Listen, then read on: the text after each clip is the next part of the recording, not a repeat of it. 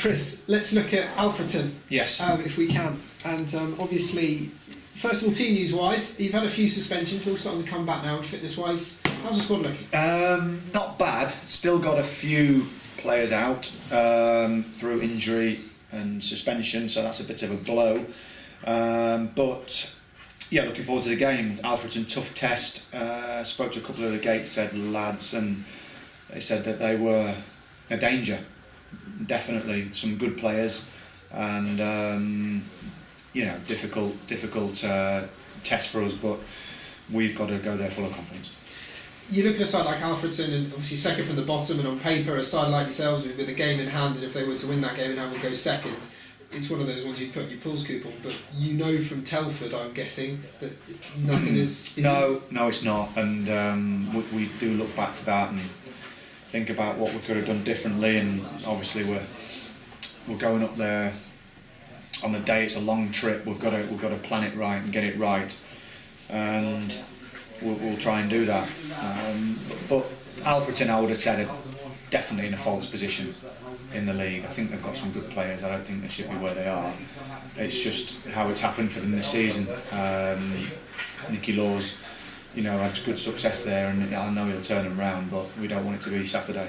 You mentioned going up there on the day, and I know you went up to Telford on the day, and you went across to Dartford on the day, and for some of your players who are used to having come down from the Football League to travelling up to longer games on the night before, how difficult is that for them to perhaps adapt to jumping in a coach at 5, 6, 7 in the morning and then playing, coming off the coach? Well, they're all good, good young lads, good professionals, that they would never use it as an excuse. It's just something we've got to sort, isn't it? It's something that we have to adapt to and make sure we get right. So I would say not easy, but I would say it doesn't give you that on the results panel in the morning or after the game. It doesn't say excuses, it just says result, and that's all fans are bothered about, so we need to get it right regardless of that. You've had your fair share of bookings and red cards as well, and I know you will say that some of them perhaps were not necessarily justified.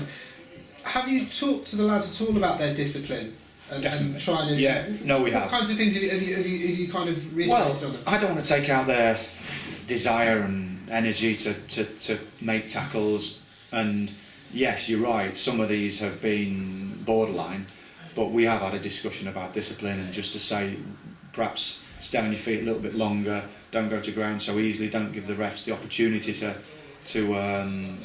book you or obviously send you off. So we've had a good chat about it. I hope that we've resolved it. I don't want to take out that fighting spirit, so I'm not going to be telling players off for getting bookings that I think is a fair tackle, but we have to be more sensible when we have been booked, for sure. Alfreton, a striker you'll know relatively well, Karl Hall, yes, up there, and a player who I'm guessing you'll have to be particularly aware of, and no doubt he'll want to prove a point, because I think if you spoke to Karl, he would say that perhaps his time at Torquay wasn't as good as he would have liked it to be. No, it wasn't, and that's sometimes how football works. You click at some clubs and you don't at others, and for a player of his calibre, he'll have been disappointed with his time here, but he wants to play football every week, and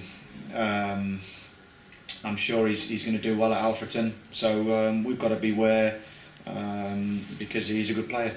And finally from me, that goal that Luke Young scored on Saturday, having scored at the previous Perler against Woking, this one obviously was kind of off the scale.